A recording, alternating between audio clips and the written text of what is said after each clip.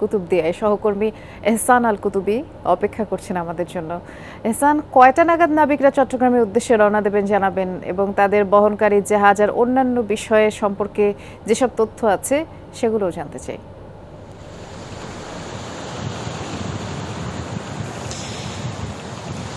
বৃষ্টি, আমরা এখানে যখন আসছিলাম অর্থাৎ সমুদ্র সৈকতে কুতুবদিয়ার, তখন আমার ঠিক পেছনে হচ্ছে জাহাজের অবস্থান।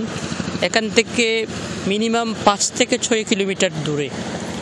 তো আমরা আসার পরে যেটি দেখেছি সেটি হচ্ছে জাহানমণি যে জাহাজটি, তাদেরকে এখানে যে 23 জন নাবিক রয়েছে তাদেরকে চট্টগ্রামে নিয়ে যাওয়ার কথা, সেই জাহানমণির অবস্থান দেখেছি। কিন্তু আমরা এখানে আসার কিছুক্ষণ পর জাহানমণির অবস্থানটা একটু অন্য জায়গায় চলে গেছে। অর্থাৎ বলা যায় যে আমরা অনুমান করতে পারি এখান থেকে জাহানমণি ইতিমধ্যে যে আবদুল্লাহ জাহাজটি এসেছে সেটির সাথে সংযুক্ত হয়ে নাবিকদের নিয়ে যাওয়ার ব্যাপারে যে কার্যক্রম সেটি শুরু করেছে বলে আমরা ধারণা করছি। যেহেতু তারা এখান থেকে বিকেল বেলা 2টার দিকেই চট্টগ্রামে পৌঁছার কথা, সেই হিসেবে তারা আমাদেরকে যেটি কালকে জানিয়েছেন সেটি হচ্ছে 9টা থেকে 10টার মধ্যে তারা এখান থেকে রওনা হবেন।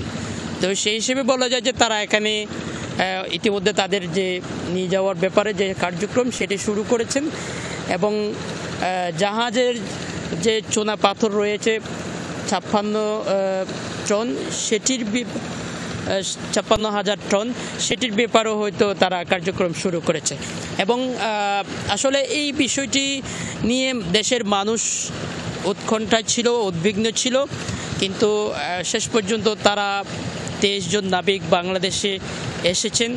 এবং আমরা গতকালকে যেটি দেশের মানুষকে দেখিয়েছি সেটি হচ্ছে যে তাদের মুখে যে হাসি দেখেছি, তাদের যে আনন্দ দেখেছি, সে আনন্দটা অপেক্ষা করছে তাদের পরিবারের কাছে গিয়ে সেটি তারা আরও তাদের মাঝে যে আনন্দ বিরাজ করছে ঈদের আনন্দের মতো, সেটি আমরা দেখার অপেক্ষায়। বৃষ্টি, নিশ্চয়ই তাই। অনেক ধন্যবাদ এহসান।